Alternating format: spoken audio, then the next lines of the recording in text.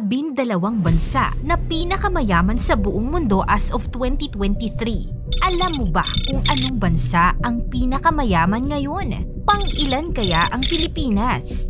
Sa pagsukat kung mayaman ng isang bansa, dalawa ang basihan. Una, ang GDP nominal o ang current price sa market ng buong bansa, at ang pangalawa naman ay ang GDP per capita, na ang kabuuang halaga ng GDP o Gross Domestic Product ay dinidivide kung ilan ang bilang ng populasyon ng isang bansa. At ang gagamitin natin sa videong ito para i-rank ang mga bansa na pinakamayaman sa buong mundo ay ang GDP nominal. Kaya narito ang 12 bansa na pinakamayaman sa buong mundo.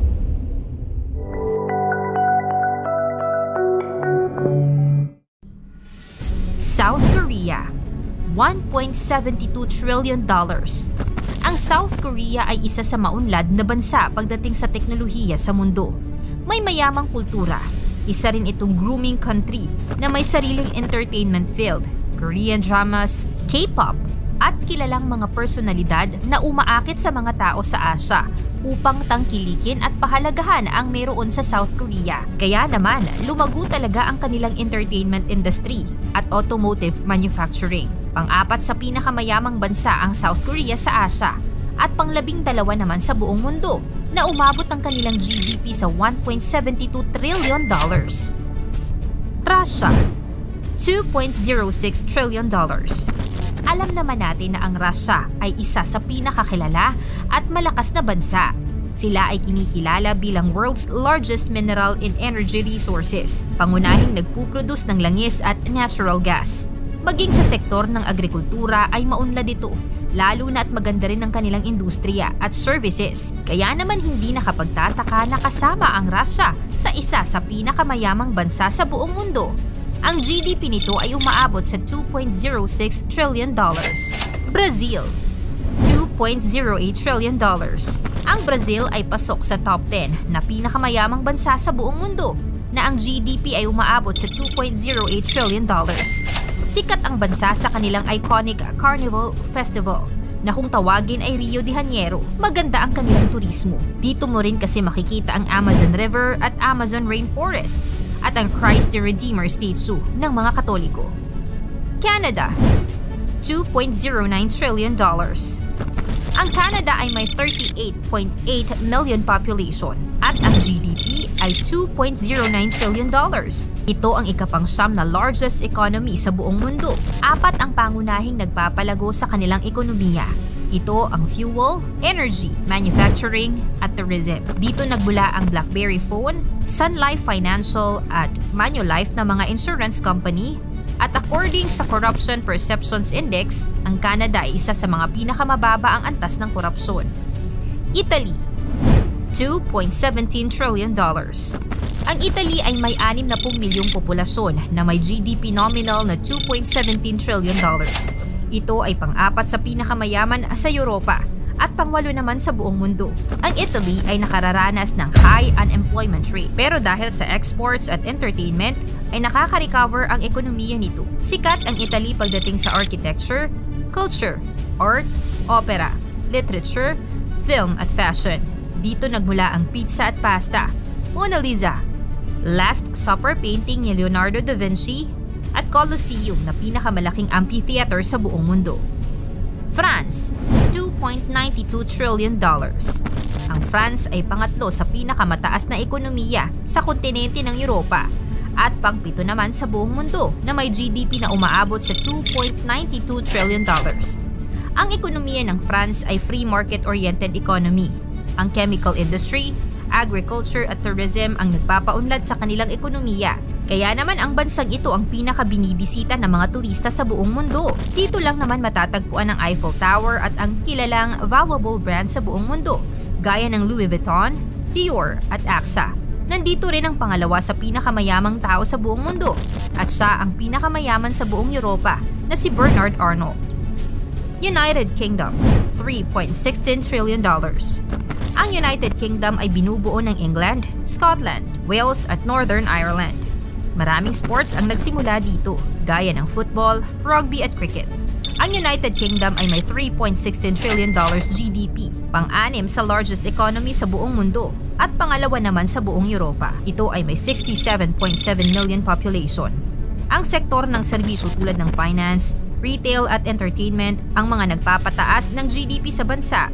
Bukod sa sports, magaling din ang UK sa literature. Dito galing sila William Shakespeare at Charles Dickens. Dito mo rin makikita ang misteryosong monumento, ang Stonehenge. India, $3.74 trillion.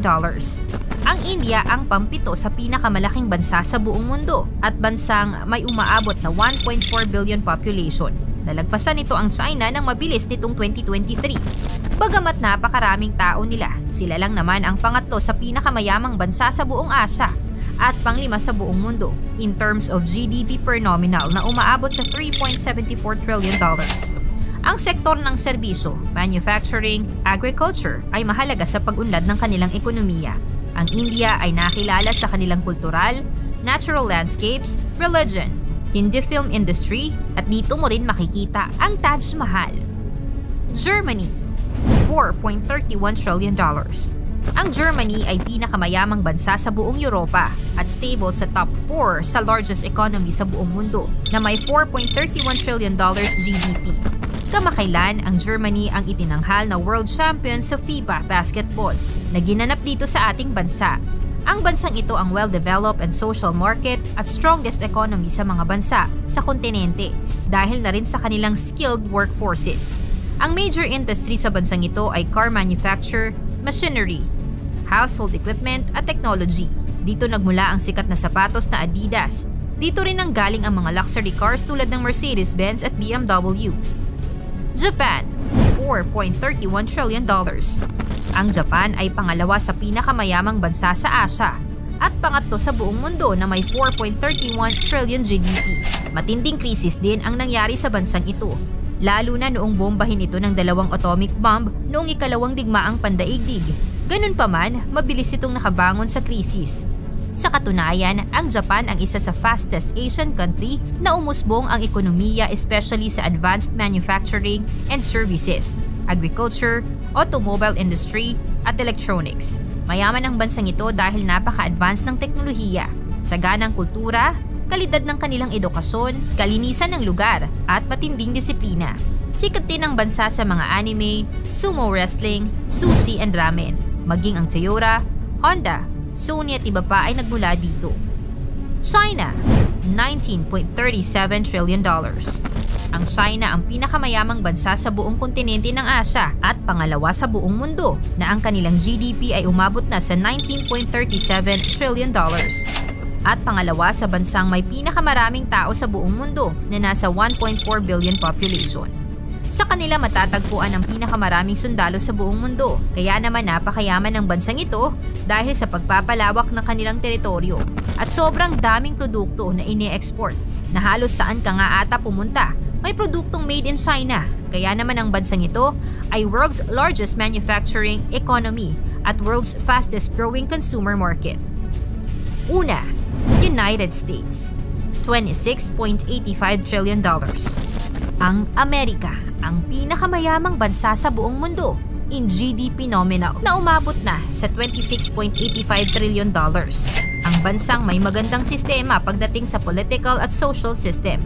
Sa kabila ng maraming utang ng bansa ay nananatiling competitive ito pagdating sa pagpapataas ng ekonomiya at masasabing ang US ay powerful at richest country ito dahil sa patuloy na pag-cultivate nila sa lipunan, pagsusuport at paghikayat sa mga entrepreneur at pag-innovate sa mga imbensyon at pagbabago ng panahon na nakatutulong upang magkaroon ng economic growth. Ang US ay isa sa pinakamaraming tao sa mundo at ginagamit nila itong productive at nakatutulong sa workforce. Ang US din ay isa sa leading manufacturing industry sa buong mundo.